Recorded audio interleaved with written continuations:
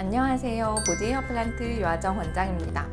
최근 제 환자 중에 미녹시딜 성분이 노화를 촉진하지 않는지 물어보신 환자분이 계셔서 오늘은 이에 대해 답변을 해보고자 합니다. 미녹시딜이 콜라겐 합성을 저해하여 피부 노화를 촉진할 수 있다는 주장은 1987년에 발표된 상기 논문 때문에 나온 것으로 보입니다. 이 논문이 나온 배경부터 설명드리겠습니다. 1980년대에는 하이드랄라진과 미녹시딜이 혈관벽을 이완시켜 혈압을 낮춰주기 때문에 고혈압 치료제로 사용되었습니다.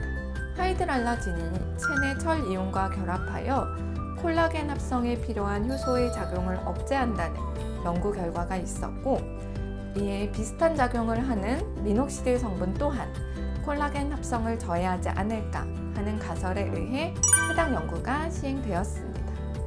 해당 연구는 사람의 피부에서 콜라겐을 합성하는 역할을 하는 섬유아세포를 분리하여 이 섬유아세포가 형성하는 콜라겐의 양을 측정하는 방식으로 진행되었으며, 미녹시딜이 가역적으로 사람 섬유아세포의 콜라겐 합성량을 줄일 수 있다고 결론 내리고 있습니다.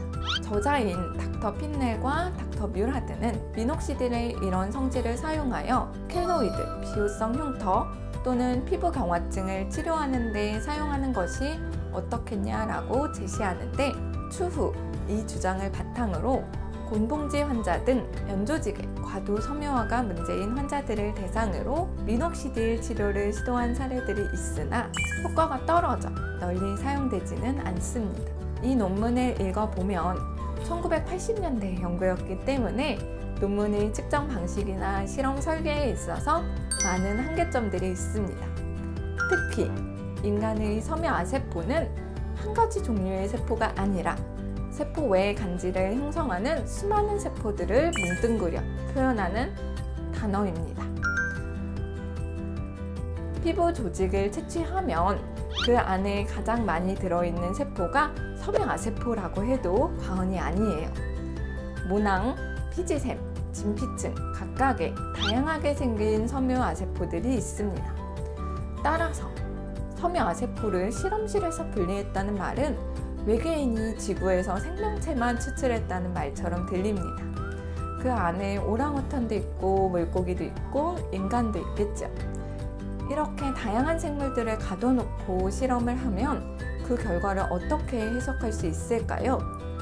그렇다고 해도 환자분들이 미녹시딜을 사용해서 피부 탄력이 떨어지고 더 나아가 피부 노화가 발생하지 않는지 불안해하시는 마음은 충분히 이해가 갑니다.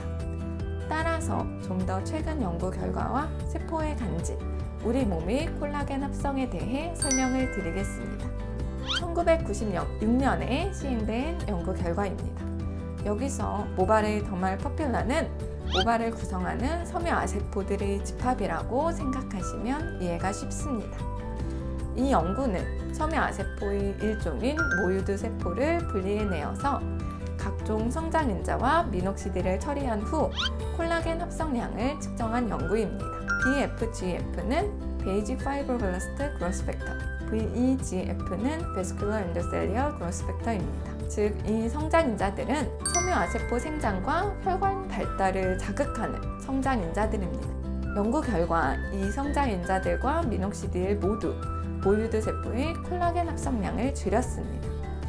왜 성장인자들과 미녹시딜이 콜라겐 합성량을 줄였을까요?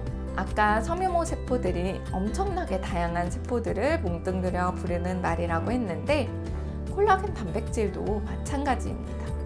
우리 몸에는 15가지 가량의 콜라겐 단백질 종류들이 있고, 그 중 8개 정도가 피부를 구성하는 콜라겐 단백질입니다. 아까 잠깐 켈로이드와 비효성 흉터 이야기를 했는데, 섬유모 세포가 분비하는 특정 콜라겐 단백질이 과도하게 늘어나고 축적되면 이렇게 켈로이드나 비효성 흉터가 발생할 수 있습니다. 즉, 모든 콜라겐이 유익한 단백질이 아니며 꼭 필요한 장소와 시점에 제대로 합성되지 않으면 오히려 피부 질환이나 노화를 유발할 수 있습니다. 위 연구 결과 BFGF, VEGF, 미녹시딜이 모유드 세포의 콜라겐 형성을 저해하여 모유드 세포 주위에 혈관이 자랄 수 있는 공간을 확보하고 혈관 발달을 촉진한다는 것이 저자의 의견입니다. 즉, 미녹시딜과 성장인자들이 없으면 과도한 콜라겐 단백질이 혈관 발달을 저해하고 오히려 피부 섬유화를 유발할 수 있습니다. 그 외에도 미녹시딜 성분이 혈관벽을 이완하며 혈관벽의 콜라겐이 줄었으나 오히려 탄성을 제공하는 엘라스틴 단백질은 증가했다는 등의 다양한 연구 결과들이 있습니다. 미녹시딜이 인간 세포에 미치는 영향은 1980년대부터 수많은 연구 결과들이 발표되어 있습니다. 결론적으로 말씀드리면 미녹시딜이 피부 노화를 유발한다는 의학적인 근거는 없습니다. 안심하고 탈모 치료에 미녹시딜을 사용하셔도 되며 모발이식 직후 혈관 생성이 중요한 시기에 미녹시딜을 사용하는 것은 수술 결과에도 도움이 될 수 있습니다.